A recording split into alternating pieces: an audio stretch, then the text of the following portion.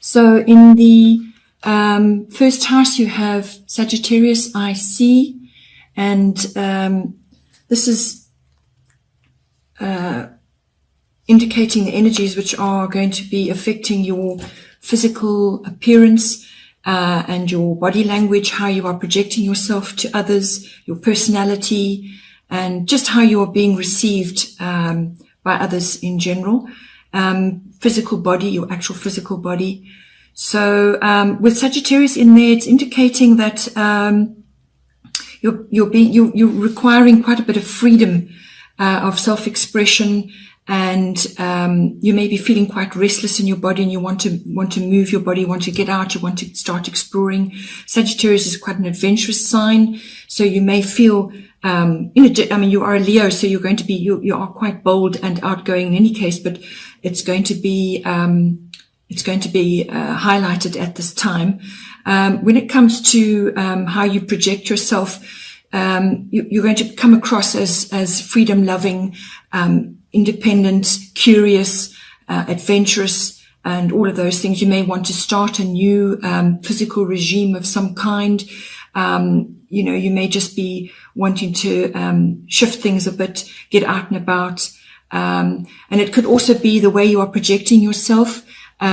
Just bear in mind that with Sagittarius, they say what they think, whether it hurts somebody or not. Often they put their foot in their mouth. So just monitor that. By all means, harness the wonderful, lovely outgoing energies of Sagittarius, and bring that into your life. Just be aware that how you speak out, maybe, just temper your words a little bit, and harness all the lovely qualities of Sagittarius, which is they love going out, they're enjoying themselves, they're sporty, they're outgoing, it's very social, definitely the most social sign of the zodiac.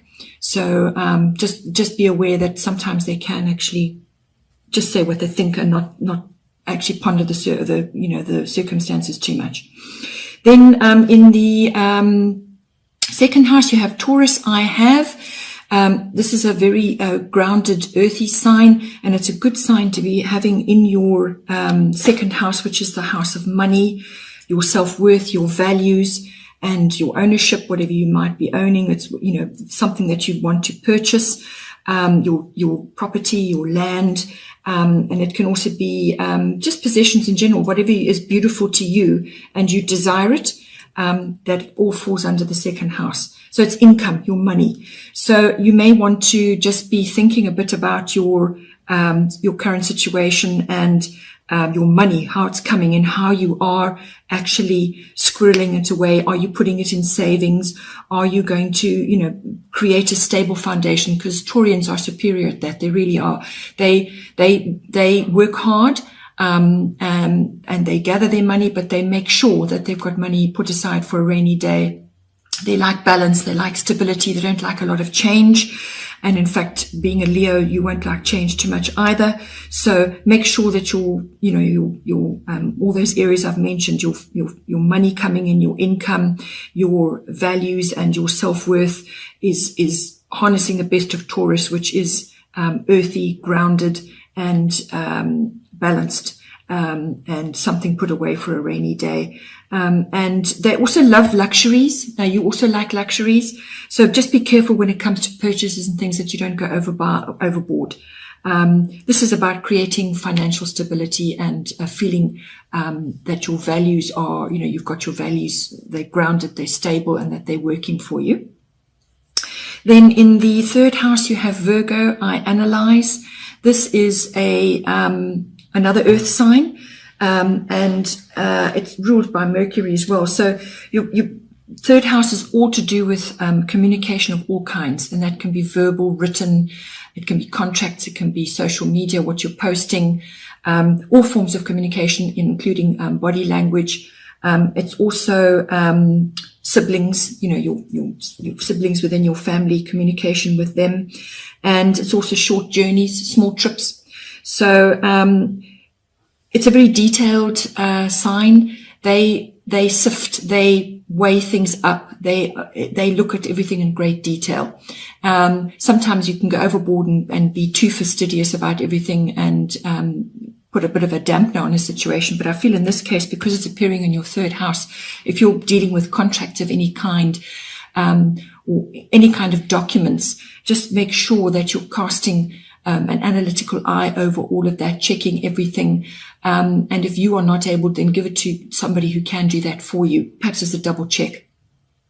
But it's certainly a very analytical sign, and you're required to approach all your communication with detail and clear thinking, and to actually to look at things in a very clear-headed manner.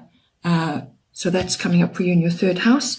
Then in your fourth house, you have the fire element, which is I desire. So this is a fiery aspect, and it's coming up in your fourth house, which is all to do with your home, your family, your ethnic identity, or your roots, your foundations. And specifically for your home, you may want to change things up there. You may be changing something already, or you may want to change things there. Either you want to redo it on the inside, change the interiors, or you may just be changing home completely. It may be quite a quick change, because fire is quick, and it certainly does, it's all encompassing. You may just want to freshen up your home, bring in more fiery colors, the yellows, the oranges, the reds, and so on. And it could also be dealing with issues from your roots and your foundations. Perhaps there's something that's come up from the past, something which you need to get clarity on and actually sort out. And this is going to give you the impetus to do that. So it's a very fiery element. It's a take action element, and you can expect some changes there. Then in the fifth house, you have part of fortune, which indicates increase. It covers quite a few things actually, but it's coming up in your fifth house, which is your house of creativity, children, love affairs, romance, having fun, sports, recreation of all kinds, gambling, all of those sort of pleasurable activities. So part of fortune is actually, it's a part of the sky. It's a calculation, actually. It's not even a planet or anything like that. But what it does indicate is that you have perhaps some hidden talents, or talents that are now coming to the fore, perhaps have been latent. So you need to, part of fortune is all about something that you've overlooked, some sort of talents or some sort of abilities which perhaps you haven't used, or you haven't really focused on too much. Now is the time to do that. And it's falling into your fifth house of creativity. So if you are working on a creative project of some sort, not necessarily artistic, creativity is a different thing. So you can be artistic as well, but it's not a prerequisite for being creative. So you are a creative person in any case, being a Leo, so you're going to be harnessing that. But you may just be required to dig out perhaps something that you can do, but you've just never really focused on it, or you're just being asked to bring the creative angle really strongly into a creative project that you might be working on. And if it's for your children, they may be going through a few changes. They may be experiencing changes of some sort, and they may be looking at their talents and abilities and so on. So they're going to be possibly focusing on that, and your role is to assist them, to support them through all of that. It could also be an abundance of some sort coming in for you, some kind of harnessing of abundance, which can take many forms, not necessarily money. It can be really great friends. It can be very supportive family members. It can be something's been gifted to you. It can cover a wide range of things. So it's either coming in for you, or it's coming in for your children, or you're going to be seeing your children going through that. Or it could be that you are bringing romance in. Perhaps you've met somebody. This could also be a form of abundance from the universe. It's love, it's romance, it's all those pleasurable activities, love affairs. Later on, you get into the relationship field, but in this house, it's all about light-hearted love affairs, having fun, all those romantic, heady initial stages. And this could be a gift from the universe, or you've called it in, or your children are experiencing that, but it's some kind of abundance coming in, or it could be an overlooked talent which you now need to harness. And then in the 6th house, you have Uranus, and it covers genius amongst other things. Your 6th house is all to do with your health and your diet and your working day, your work colleagues and your workplace. Also your projects that you're working on, whatever work project you're working on, mastery of your craft, whatever is your speciality. So having that in there is a very nice aspect to bring in if you're harnessing the positive aspects of Uranus, which is obviously the genius within, harnessing any genius abilities, which may tie in with this overlooked talent of some sort that you may have. So you're being asked to bring that in. It is also, Uranus covers all kinds of advanced tech, electronics, and just a very advanced futuristic tech almost. So that may be coming into your work project or to your work environment. And you could even be meeting Uranus type people. They're, they're very changeable, very quick thinking, but they're long-term, they're visionary people. So you may have somebody like that in your environment, or you may be experiencing a lot of change, very quick, sudden upheavals in your work environment. And that is also going to create change. So from that will come something better, but those initial stages may feel a bit wobbly for you. But you may just be also having to tackle some kind of project which involves more advanced tech than what you are used to. It could even just be a massive phone upgrade, but when it falls in your 6th house, it's to do with your work colleagues and your workplace and your work projects. It's also to do with health and diet. So you may go through a bit of an upheaval, some kind of upset to do with your health.